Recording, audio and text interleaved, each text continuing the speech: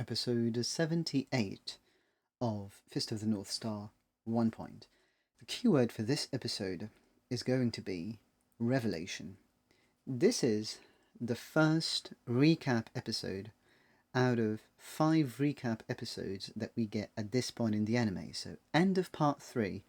The last part is part 4, but from episode 78 to episode 82, so 5 episodes, are recap episodes.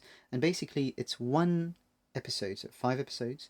Each is dedicated to each big Nanto man that we had so far. So 6 generals, right? But we saw 5 so far, 1 for each.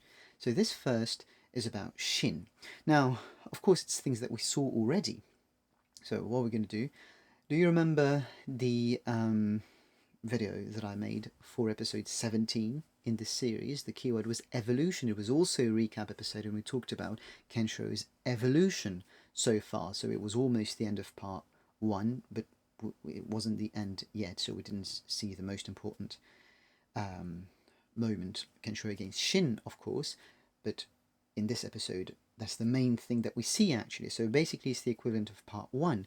What I want to do for the next 5 episodes or videos, including this one, so this is the first, is to, as such, like that video that I mentioned, see this bigger picture thing. Not just every episode, like you watch it, what can we take from it, but this bigger picture.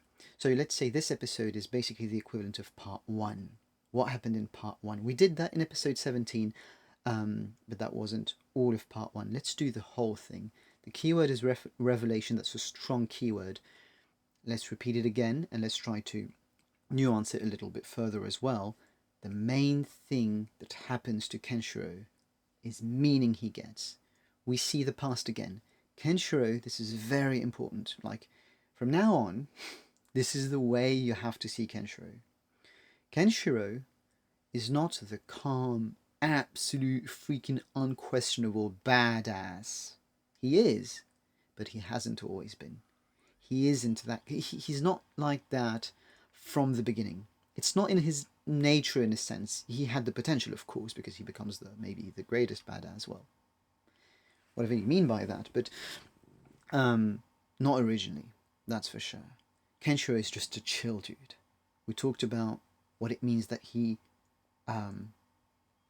that the tomb of the master gets destroyed, right? The stone. Shin comes. He leaves the symbol of his martial art, of his constellation, to remind him of what he has to do. Shin tells him, "I never liked the way you lived," because Shin is a confrontational guy, and Kenshiro gets a taste of it, and then that girl that you are going to live is gone now.